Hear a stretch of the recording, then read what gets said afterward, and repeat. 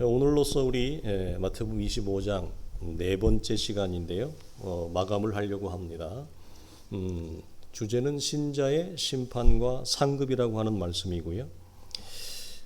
양과 염소의 심판은 믿는 자나 믿지 않는 자나 구별 없이 모든 사람을 포함하는 요한계시록이 보이는 마지막 심판입니다.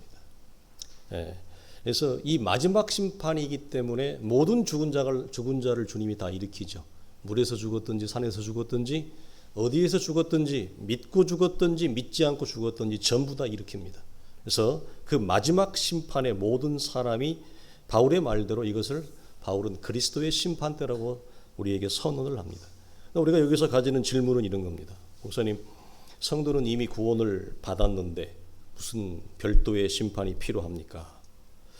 심판은 믿지 않는 자들에게 해당하는 것이 아닌가? 믿는 우리에게 무슨 심판이 필요합니까? 이렇게 생각하는 사람들이 종종 있습니다. 특별히 장로교 교회 성도들 중에 이신칭이라고 하는 믿음으로 말미암아 구원을 얻는다는 이 교리를 지나치게 강조하거나 지나치게 오해해서 믿는 자는 심판이 없다고 생각하는 사람들이 종종 있습니다. 그러나 성경은 믿는 자도 엄연히 결산의 날, 심판의 날이 있다고 얘기하고, 더 엄연히 성경적으로 말한다면 믿기 때문에 결산의 날이 반드시 있어야 됩니다. 믿지 않는 자에게는 어떻게 보면 결산의 날이 별 의미가 없어요. 그러나 믿는 자이기 때문에 결산의 날이 더 성경적으로 여러분 필요하다고 하는 사실이에요.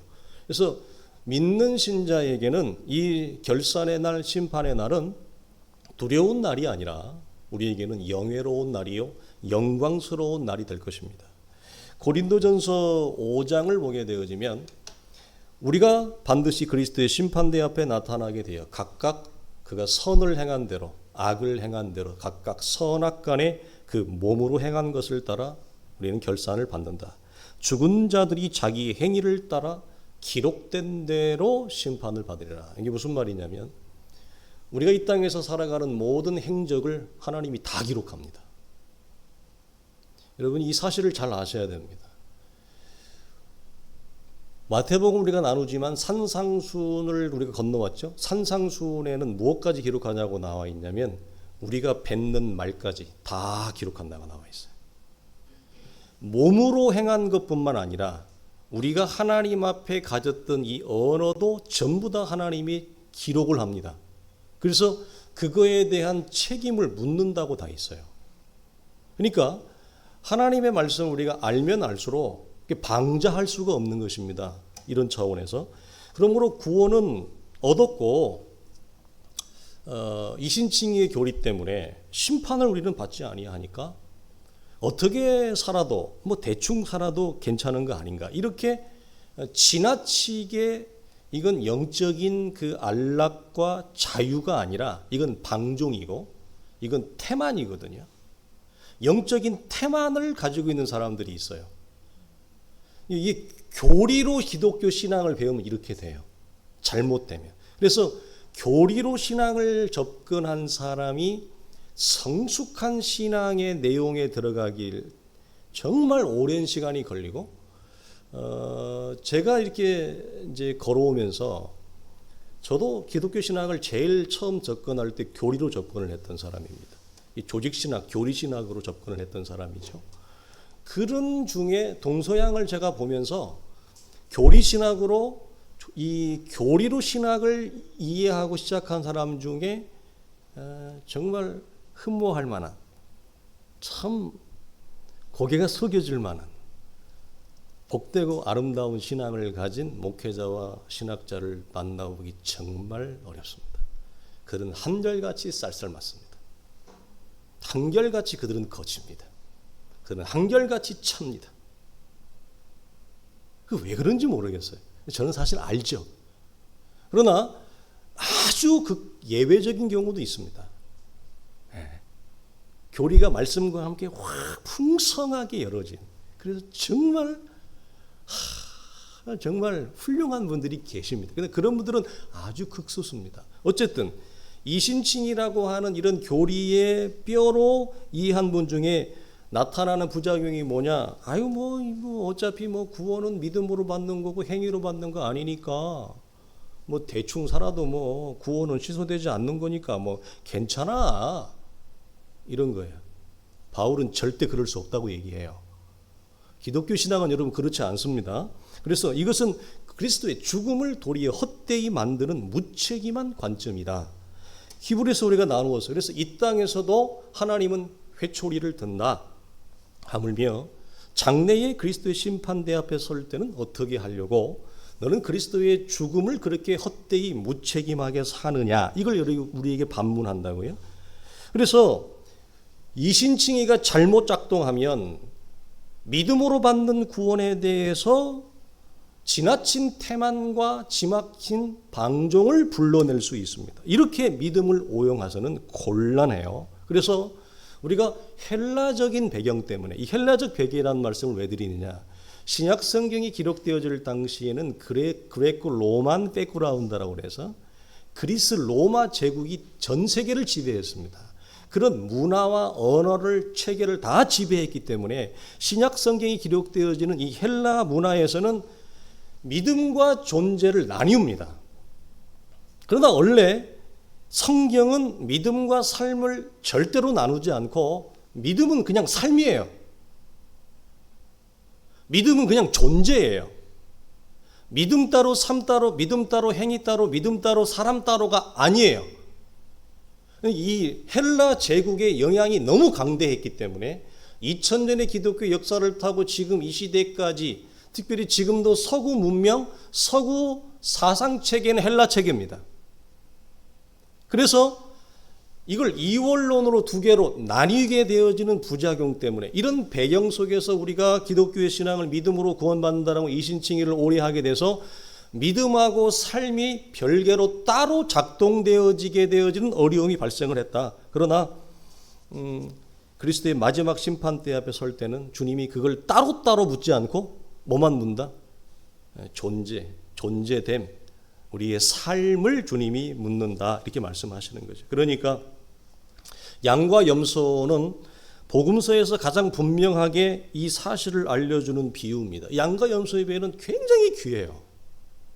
이 비유가 없으면, 이 말씀이 없으면 우리는 우리가 처해야 될 하나님 앞에 서야 될 우리의 자리를 모를 거예요. 아마 이 비유가 없으면 한국교회처럼 이신칭의를 잘못 오용한 사람들은 더 무책임하게 살 겁니다. 더 방관하게 살 겁니다. 어차피 뭐 구원은 따놓은 방상이고 뭐 안 지켜도 돼. 율법으로 구원받는 거 아니잖아. 율법으로 어떻게 구원받을 수 있어 사람이.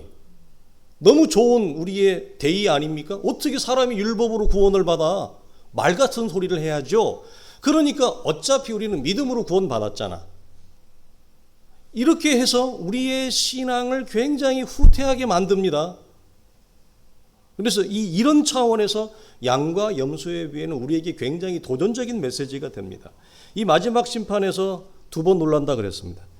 이거는 첫째는 왜 그러냐면 아니 저 사람이 염소였다고 이렇게 되는 거죠. 누가 봐도 저 사람은 예수 잘 믿는 사람처럼 보였어요. 왜? 말을 너무 잘했거든요. 입만 열면 기독교적인 용어, 기독교적인 화술을 너무 잘 썼어요.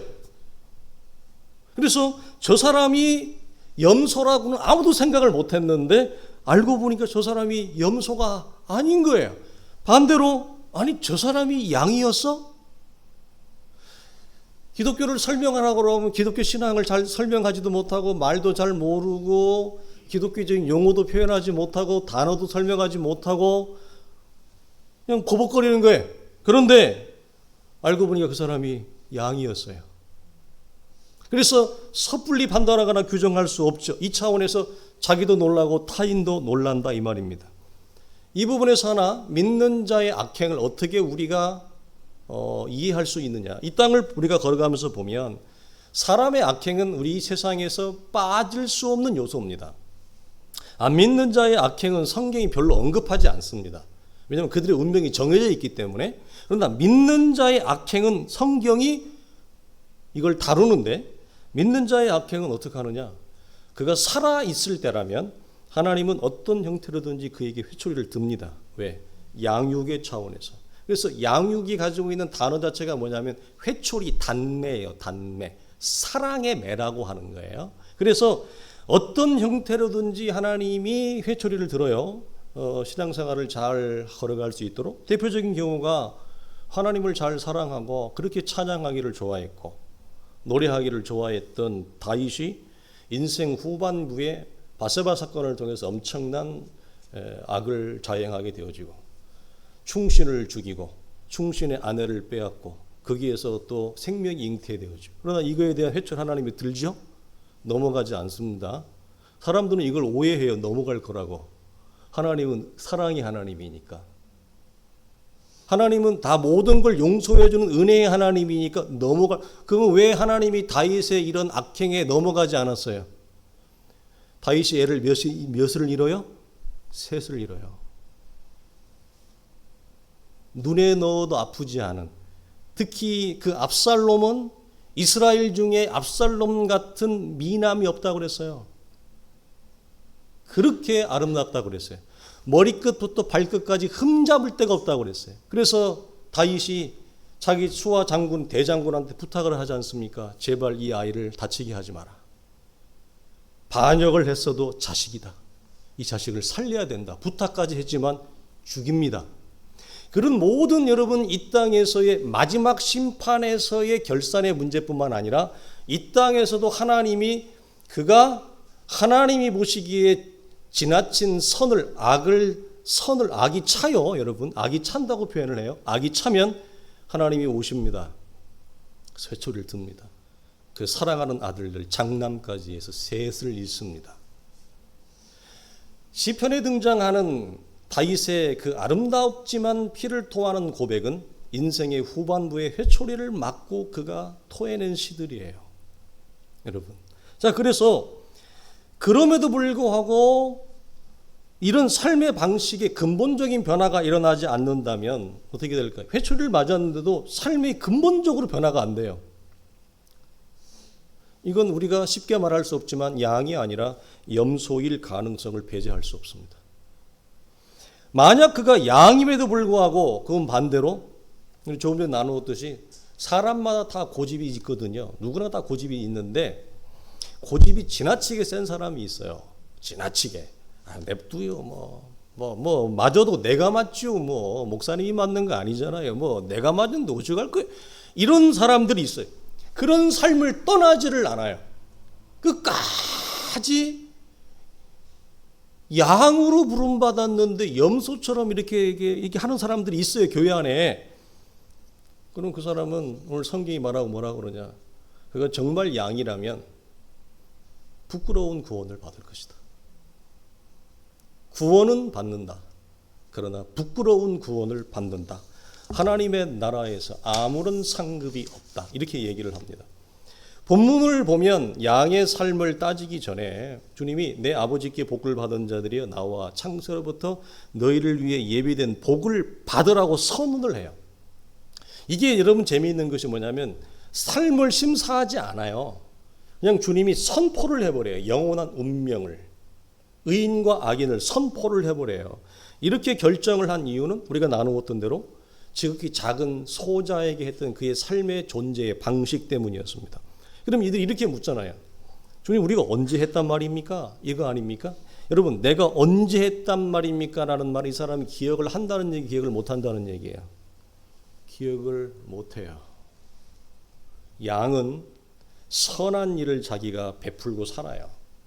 그냥 베풀 수밖에 없어요. 왜냐하면 그 존재가 양의 존재로 거듭나고 양의 존재로 새롭게 창조된 사람은요, 선이 우리의 삶의 중심의 중요한 축이 되어져요.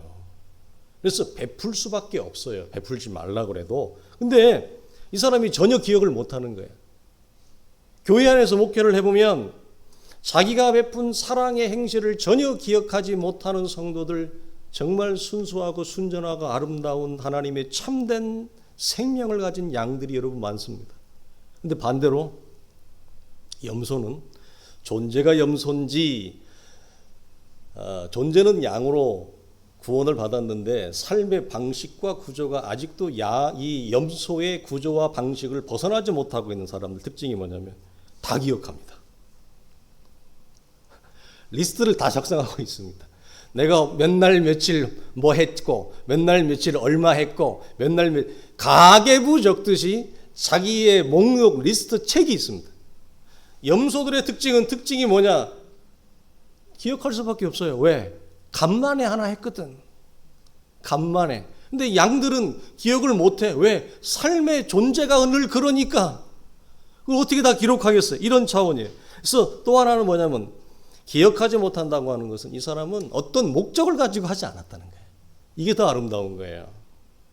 어떤 거래와 셈을 가지고 어떤 목적을 가지고 하지 않았다. 본문으로 말하면 영생을 받거나 자기가 상을 받기 위해서 한 것이 아니에요. 노골적이지 않아요. 그러면 어떻게 이 사람이 이렇게 이타적인 사랑을 베풀면서 살았단 말입니까? 우리 물을 수밖에 없잖아요. 그것은 그가 하나님의 은혜로 그리스도 안에서 변화된 새로운 존재가 되었기 때문에 가능하다. 새롭게 변화된 존재의 삶의 내용과 방식이었기 때문에 가능하다. 자기중심적인 울타리가 무너진 결과였다. 이게 구원의 결과예요. 이게 믿음의 결과예요. 그 결과 그들은 이웃과 타인을 향하여 사랑을 베푸는 존재. 아니 이렇게 말하는 게 더 정확해. 베풀 수밖에 없는 새로운 존재로 부름을 받은 거예요. 이게 여러분 예수 믿는 겁니다. 이게 변화된 새로운 존재. 그래서 그 사람은 어떤 목적을 가지고 하는 것이 아니라 존재가 변화되었기 때문에 자발적인 사랑과 자발적인 섬김이 내 안에서 이렇게 흘러나오는 거예요. 그래서 삶을 심사하지 않고 무엇부터 한다고요? 복을 선포하는 겁니다. 영원한 생명의 복을 선포. 너를 위해 예배된 이 복을 받아! 심사하기도 전에. 멋있죠, 이런 차원에서. 그래서 양에게 그리스도의 심판 때는 우리에게 어떤 날이라고? 영예스러운 날이라고요. 영광스러운 날이라고요. 아, 내가 하나님 앞에 후회 없는 부끄러움 없는 삶을 살아온 그 날을 확인받는 날이구나. 그것도 우주적으로. 반대로 부끄러움은 우주적으로 창피함을 당해요. 복은 우주적으로 복을 받아요.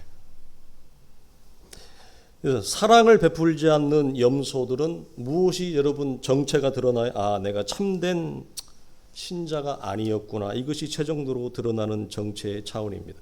요한 1서를 보면 하나님을 사랑하노라 하고 그 형제를 미워하면 이런 거짓말하는 자니 보는 바 그 형제를 사랑하지 아니하는 자는 보지 못하는 바 하나님을 사랑할 수 없다. 이것이 서로 이렇게 결속되어져 있고 연결되어져 있어요. 두 번째 놀라는 이유는 이겁니다. 상급의 문제 때문에 그러는데요. 이 땅에서 저 사람은 우리가 이제 상급이라는 말을 들어봤으니까요. 아, 저 목사님은 나중에 천국 가면 목사의 예를 들어봅시다. 저 목사님은 정말 상급을 많이 받을 거야. 이 땅에서 이렇게 참 훌륭한 목사님이었고 우리가 말하는 큰 교회 큰 목회를 하는 목사님이었고 이 일 저 일 정말 일을 많이 하는 목사님이었으니까 하나님 나라 가면 정말 상급이 많을 거야 했는데 상급이 없어요. 우리 옛날 부흥사들 했던 말씀대로 개털 모자 쓰고 계집에서 들어가는 거죠. 에? 뭐지 이게? 근데 그게 되게 우스꽝스러운 은유고 비유인데 전혀 틀린 비유는 아닙니다. 성경의 원리가. 그래서 간신히 그 목사님이 구원만 받는 거예요. 그 부끄러운 거예요. 제가 이렇게 될까 봐 저도 겁이 나는데. 제가 이렇게 될까 봐 얼마나 창피할 거야 성도들 앞에서. 여러분 이거는 이 이유는 하나입니다. 우리가 마태복음 산상수훈 나눌 때 주님이 이렇게 얘기했어요. 너는 이 땅에서 사람들한테 영광을 다 받았다. 오른손이 하는 것을 왼손이 모르게 하지 않았고 무익한 종처럼 숨어서 하지 않고 너는 모든 것을 드러내고 이 땅에서 사람들로부터 세상으로부터 너는 영광을 다 받았다. 그래서 뭐라고 해요? 이 사람은 상이 없다. 이렇게 얘기해요. 그러니까 저는 이 말씀을 예전부터 봤는데 제가 한번 이런 얘기 한 적이 있어요. 어쩌면 하나님 나라에 가면 목사의 상급보다 교회의 사찰 집사님의 상급이 더 훨씬 많을 수도 있습니다. 사찰 집사님은 아무도 주목하지 않습니다. 그가 하는 일을 여러분 누가 중요하다고 여기지도 않습니다. 그에 대해서 여러분 누가 칭찬하지도 않습니다. 그러나 목사는 지나치게 주목을 받고 지나치게 영광을 받습니다. 지나치게 인기를 받습니다. 지나치게 관심을 받습니다. 그러나 사찰 집사님, 관리 집사님은 완전히 밖에 있습니다. 어쩌면 목사는 이 땅에서 상을 다 받아버려서 하나님 나라에 가서 결산할 때 받을 게 없을 수도 있어요. 그래서 저는 이런 차원에서 목사보다 오히려 성도들이 관리 집사님이 상급을 더 많이 받을 수도 있어요. 놀라는 거죠. 관리 집사님이 놀라는 거죠. 아니 목사님이 더 받아야 되는데 목사님 상급이 없어. 조그마한 거. 본인이 이렇게 많이 받는 거야. 목사도 놀라고 본인도 놀라고. 여러분 충분히 그런 역전이 되어질 수 있어요. 얼마든지 가능합니다. 여기에서 여러분 이 사람의 경우는 구원은 받습니다만 헬라어 본문이나 이 본문을 번역해 놓은 두 가지 큰 번역본이 있습니다. 우리 신학교 안에서는 헬라어 원본하고 라틴 벌게이트가 있습니다. 이 라틴 벌게이트하고 이 헬라어 원본을 보게 되어지면 여기에서는 우리 성경에 그렇게 표현이 안 돼 있는데 벌거벗은 구원을 받는다고 나옵니다. 벌거벗은 구원. 무슨 말입니까? 수치스러운 구원은 받기는 받는데 상급이 하나도 없는 벌거벗은 수치스러운 구원을 받는다고 나와요. 이 차원에서 무엇이 등장하냐면 천국의 상급을 위한 신자의 심판이 따로 주어짐이 있음을 우리는 압니다. 이것은 오롯이 성도만을 위한 거예요. 그래서 고린도전서 3장을 보게 되어지면 만일 누구든지 금이나 은이나 보석이나 나무나 풀이나 집으로 이 터 위에 세우면 각 사람의 공적이 나타날 것인데 그 날이 공적이 밝히리니 이는 불로 나타내고 그 불이 각 사람의 공적이 어떠한 것을 시험할 것이라. 만일 누구든지 그 위에 세우는 공적이 그대로 있으면 상을 받고 공적이 불타면 해를 받으리니 그러나 자신은 구원을 받되 불 가운데서 구원을 받는다. 다 타버리고 아무것도 없는 거예요. 벌거벗은 수치스러운 구원을 받아야, 구원은 받아야 이 사람이 정말 양이었다면. 근데 뭐가 없다고요? 상급이 하나도 없어요. 상급 자체가. 사도는 모든 신자는 예수 그리스도라고 하는 터 위에 각각의 집을 짓는 것은 공통적으로 동일하게 받았다고 얘기해요. 그런데 한 부류는 금과 은과 보석이에요.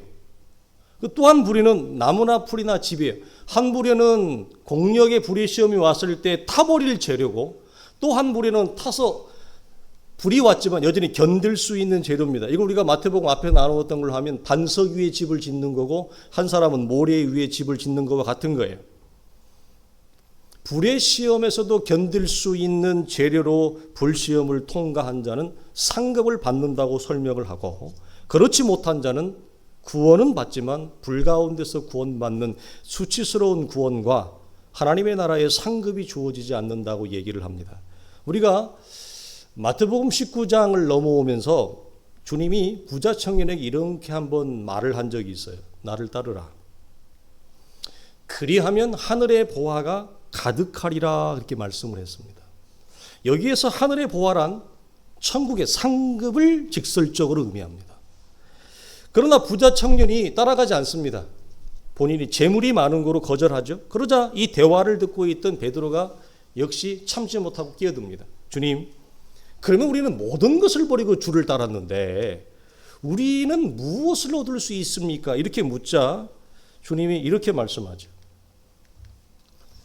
마태복음 19장에서 예수께서 이르시되 내가 진실로 너희에게 이르노니 세상이 새롭게 되어 인자가 자기 영광의 보호자에 앉을 때에 나를 따르라. 나를 따르는 너희도 12보좌에 앉아 이스라엘 12지파를 심판하리라. 또 내 이름을 위하여 집이나 형제나 자매나 부모나 자식이나 전토를 벌인 자마다 여러 배를 받고 또 상속하리라. 이 말씀은 마지막 심판 때의 장면을 주님이 설명하는 거예요. 여기서 세상이 새롭게 되어라고 하는 이 말씀은 이사야에서 나오고 계시록에 나오는 새하늘과 새 땅을 의미합니다. 그러니까 마지막 심판의 장면이에요. 이 새하늘과 새 땅이 우리에게 주어졌을 때에 나를 쫓은 자에게는 두 가지 하나님이 주어지는데, 첫째는 뭐냐? 12지파를 심판하는 특별한 권세의 지위를 받는다. 그래서 성경 곳곳에서 예수님을 따랐던 직제자들 속에 예수의 통치의 권세에 동참하고 참여할 수 있는 독특한 지위의 권세를 줘요. 여기서 이 통치는 구약으로 얘기하면 사사와 같은 것입니다. 사사들이 사법권을 가지고 판결을 하는 것처럼 예수의 12제자들은 이스라엘 12보좌에서, 이 보좌라고 하는 단어는 하나님의 나라를 얘기합니다. 그 나라에서 열방을 예수의 통치와 심판의 권세에 직접적으로 참여할 수 있는 놀라운 하나님의 통치의 지위, 통치의 권세를 주어요. 놀라운 겁니다, 이건. 그 다음에 하나가 뭐냐?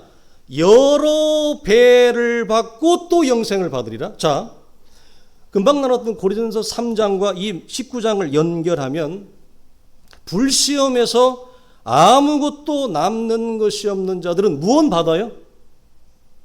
영생은 받아요. 근데 뭐는 없어요? 여러 배로 대변되어지는 하늘의 보화, 하늘의 상급. 그러면 그 하늘의 보화와 상급이 구체적으로 뭐냐? 그 나라에서 물질적으로 주어지는 것이 아니라 그 나라는 영적인 나라이기 때문에 물질이 필요 없어요. 그래서 물질의 가장 강력한 대명사인 해와 달과 별이 없어요, 하나님의 나라에는. 대신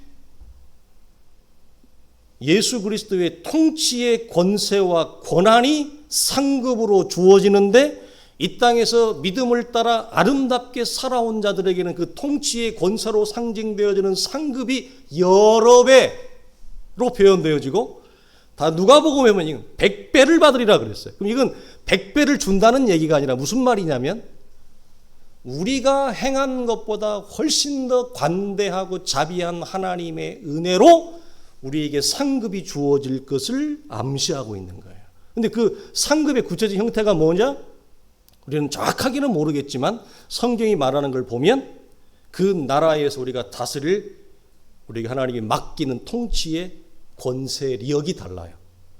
그래서 어떤 사람은 목사로 살았지만 계집에서 살 수 있어요. 계집이 가지고 있는 상징성이 뭐죠? 권세가 약하고. 그 옛날 우리 일제강점기를 지나고 6.25 때 부흥회할 때 간증할 때 가서 봤더니 누구 집은 뭐 청기아로 되어져 있고 누구 집은 개구멍 들어가는 계집으로 되어 있다. 기아가 뭘 상징하죠? 권세. 하나님의 나라에서 받을 상급의 권세가 달라요. 그건 여러분 당연한 거 아니에요? 저는 여러분 그 당연하다고 봐요. 왜? 교회 안에서 보면 양으로 부름받았지만 염소로 작용하고 기능하는 자, 그 자에게 하나님의 상급이 주어진다고 하는 것은 말이 안 되잖아요. 하나님의 관대한 자비한 은혜로 구원은 받을 수 있지만 수치스러운 부끄러운 구원에 그칠 것이고 그에게 임하는 상급은 없습니다. 이걸 얘기하는 거죠. 그래서 의인들 곧 충성스러운 종들에게 주어진 하늘의 대표적인 상급은 예수의 통치에 우리가 동참하게 되어지고 참여하게 되어진다고 얘기를 해요. 그래서 계시록 마지막을 보면 또 내가 보자들을 보니 거기에 앉은 자들이 있어 심판하는 권세를 받았더라. 또 내가 보니 예수를 증언함과 하나님의 말씀 때문에 목배임을 당한 자들, 영혼들과 또 짐승과 그의 우상에게 경배하지 아니하고 그들의 이마와 손에 그의 표를 받지 아니하는 자들이 살아서 그리스도와 1000년 동안 더불어 왕노릇하리라. 무슨 말이죠? 예수 그리스도의 통치의 권세에 참여하는데 이게 누구에게 이 은혜가 주어진다고요? 양으로 부름받았는데 염소처럼 산 사람이 중간에 뭐라고 기억되어 있죠? 하나님의 말씀 때문에 목배임을 당한 자들, 영혼들, 짐승과 그의 의상에게 표를 받지 않고 경배하지 아니하는 자들. 무슨 말입니까? 참다운 기독교의 신앙과 진리를 위해서 이 땅의 것을 기꺼이 놓고 포기하고 그리스도를 따라온 자들. 마태복음 19장에서 너는 나를 따르라 하니 그 청년이 재물이 많은 곳으로 가버리더라. 이 땅에서 우리는 주를 위하여 이렇게 따라왔는데 무엇을 주시렵니까? 우리가 무엇도 버리고 뭣도 버리고 이 땅에서 하나님의 나라 때문에, 진리 때문에, 기독교의 신앙 때문에 내게 속한 소유들을 놓는 사람들, 기독교의 진리 때문에 그것들을 놓는 사람들, 그들에게는 하나님의 나라에 우리가 예상하지 못했던 상급이 주어져요. 이 차원에서. 그래서 아무나 예수 믿었으니까, 구원 받았으니까 아무나 이 통치의 권세에 참여할 수는 없습니다. 그래서 순교를 하거나 그리스도의 복음 때문에 자신의 전 생애를 헌신하고 스스로 가난에 자기 인생을 내어 던진 자들, 베드로와 그의 동료들이 그리스도를 따르는 것 때문에 가족을 버리고 자녀들을 버렸다. 무슨 말입니까? 나중에 사역할 때 데리고 다녀요. 무슨 말이죠? 하나님의 나라와 복음 진리의 가치의 우선을 먼저 두었다는 것입니다. 지난주에 나누었습니다. 가치의 전복, 우선순위의 전복, 이 역전과 전복이 일어난 사람들. 그래서 자신의 전 생애를 하나님의 나라와 복음 진리와 주의 교회를 위하여 매진하고 걸어갔던 사람들에게 주어지는 하나님의 상급의 통치의 권세와 은혜가 주어지는 것을 얘기하죠. 여기서 기준이 뭐냐라고 할 때 각 사람의 공적이라고 하는 이 에르곤이라고 하는 단어를 씁니다. 이 에르곤은 뭐냐면 하나님 우리를 부르시고 구원하실 때 각 사람에게 하나님이 기대하시고 하나님이 원하시는, 하나님이 우리 인생을 통해 창조하려고 하는, 그래서 복음은 여러분 창조예요. 복음은 창조의 능력이거든요. 나라고 하는 존재를 통해서 하나님이 이루시려고 하는 하나님의 세계, 하나님의 나라, 하나님의 형상, 그 열매가 있습니다. 이게 에르곤입니다. 나를 하나님이 구원하신 목적은 단순히 나나 구원에 그치는 것이 아니라 나를 통해 하나님이 일으키시려고 했던 하나님의 에르곤, 하나님의 공적이 있어요. 이게 옛날에 번역해서 공적이라는 말로 번역을 했는데 나를 통해 하나님이 일으키려고 하는 새로운 창조 세계를 말하는 겁니다. 그런데 이 지점에서 우리가 어떤 비유가 떠오르죠? 달란트 비유. 어떤 사람은 5달란트를 남겼다. 어떤 사람은 3달란트를 남겼다. 문화 비유에서는 동일하게 한 문화를 받았지만 어떤 사람은 10문화를 남겼다. 어떤 사람은 5문화를 남겼다. 이 경우에 직접적으로 해당이 되어집니다. 이들은 모두 예수 그리스도라고 하는 동일한 터는 다 똑같이 받았습니다. 무슨 말입니까? 구원은 하나님의 은혜로 다 동일하게 우리가 받았습니다. 그러나 그 구원의 은혜를 받은 이후에 받은 은혜를 가지고 하나님이 나에게 창조하기를 원하시는 하나님의 에르곤이 있어요. 그 하나님의 세계, 그 형상, 열매가 있어요. 그것을 가지고 창조적인 활동을 해서 뭘 남겼어요. 근데 그 남긴 게 주 앞에 가서 불시험을 할 때 금, 은처럼 공력이 와서 테스트를 하는데도 사라지지 않고 그대로 있는 거예요. 그거에 따라 하나님이 우리에게 주어지는 상급을 여러분 말씀을 하는 거예요. 그래서 여러분, 우리는 받은 바 은혜에 만족하고 족하고 여기가 좋사오니 그렇게 멈춰 있을 수 없어요. 생산적인 창조의 결과가 내 안에 일어나는 겁니다. 그래서 우리가 누가복음 19장 봅시다. 기인이 왕위를 받아가지고 돌아와서 은화를 준 종들이 각각 어떻게 장사했는지를 알고자 하여 그들을 부르니 당신의 한 문화로 10문화를 남겼나이다. 주인이 이르되 잘하였도다. 착한 종이여, 내가 지극히 작은 것에 충성하였으니 10고을 권세를 차지하라. 두 번째, 너도 5고을 권세를 차지하라. 이런 형태로 우리에게 상급이 주어질 것입니다.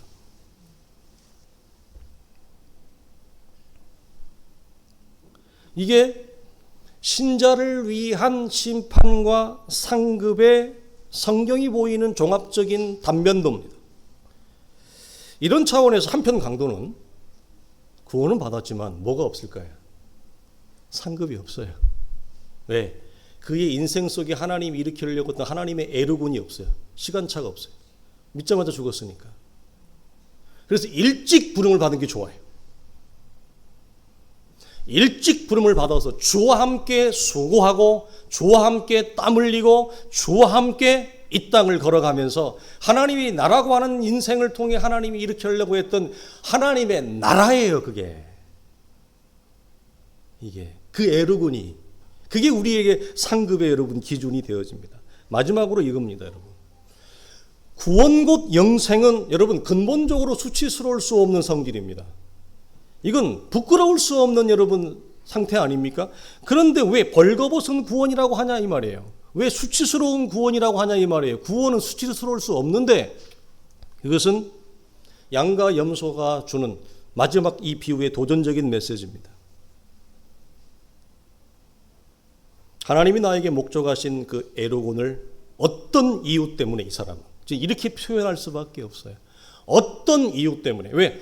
사람마다 전부 다 인생의 가지와 조건과 상황이 다르기 때문에 이건 통일적일 수 없지만, 어떤 이유 때문에 이 사람은 그 하나님이 나에게 목적하신 세계를 스스로 포기하거나 스스로 외면하거나 스스로 방치하거나 살아간 연구입니다. 어떤 이유 때문에. 그래서 그 세계를 전혀 건축하지 않은 채 살아갔어요. 그러면 하나님이 나를 부르셔서 나를 통해 이루시려고 하는 그 하나님의 세계 에르곤을 이루려고 하는 삶을 내가 어떤 이유 때문에 외면하거나 방치하거나 방관하거나 내가 그걸 무시하고 하면 이 사람의 삶의 구조는 뭐만 남을까요? 자기중심적인 삶의 체계, 자기중심적인 삶의 구조물밖에 남을 수 없어요. 사람은.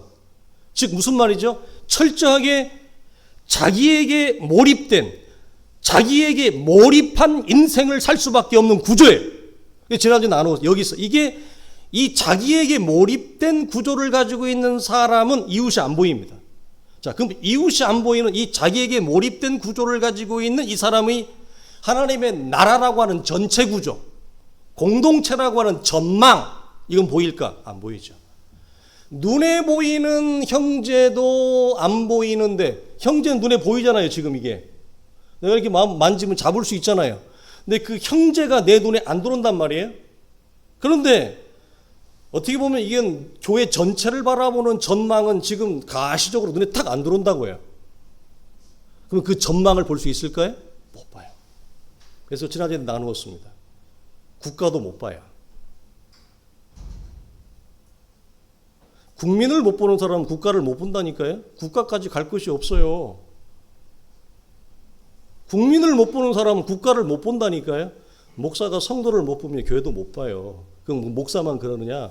모든 사람은 다 마찬가지라고 하는 거예요. 그래서 이 차원에서 그 세계를 건축하지 못하도록 방해하는 가장 강력한 프레임 구조가 뭐냐?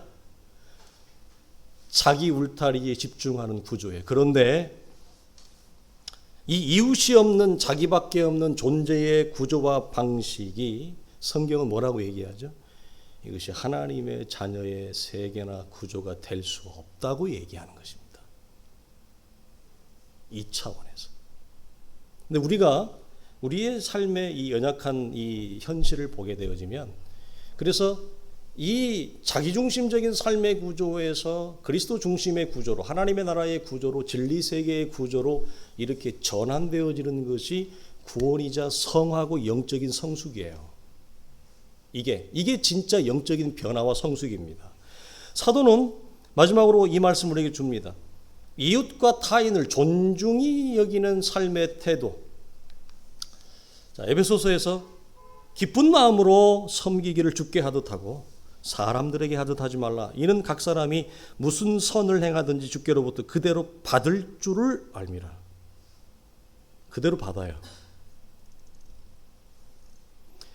히브리서 6장에 하나님은 불의하지 아니하사 그의 이름을 위하여 성도를 섬긴 것과 이제도 섬기고 있는 것을 잊어버리지 아니하시느니라. 여러분이 지금까지 주의 교회를 위해서 헌신하고 섬기고 아름다운 이 헌신과 섬김의 씨를 뿌린 것들을 하나님 여러분 다 보고 있습니다. 나중에 여러분 우리가 주 앞에 갔을 때 이런 것들이 합력하여 우리에게 하나님이 상급을 주는 여러분 기준이 돼요. 그래서 성경이 증언하는 바 뭐냐? 여러분 이런 마음을 여러분 갖지 않으셔야 돼요. 사람이 충분히 그럴 수 있는데 섬기고 봉사하다 헌신하다 보면 나만 하는 것 같고 나에게 너무 일이 과중하게 몰리는 것 같고 그런 마음이 들면 사람이 이렇게 이게 삐죽거리기 시작합니다. 근데 삐죽거리면 뭐죠? 괜히 그때부터 이제 짜증이 나는 거야. 그리고 이제 원망이 나는 거야. 왜 쟤는 이렇게 맨날 나만 하고 말이야. 쟤는 왜 이렇게 안 나와? 뭐 이런 거예요. 그래서 그런 삐죽과 원망이 여러분 나올 수 있는데 여러분 우리가 하나님 앞에 뿌리는 모든 어떤 형태든지 주의 나라와 주의 이름을 행하여 가지는 모든 형태의 섬김과 헌신은 여러분 낭비하는 게 있어요 없어요? 여러분 섬김이 헌신이 낭비가 있어요? 없어요. 그런데 예수의 제자들 가운데서 향유를 깨뜨린 사건이 있었어요. 그걸 보고 뭐라고 얘기하죠? 낭비한다 그랬습니다. 낭비한다.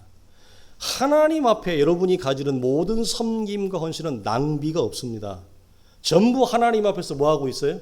그게 캘큘레이트 되고 있어요.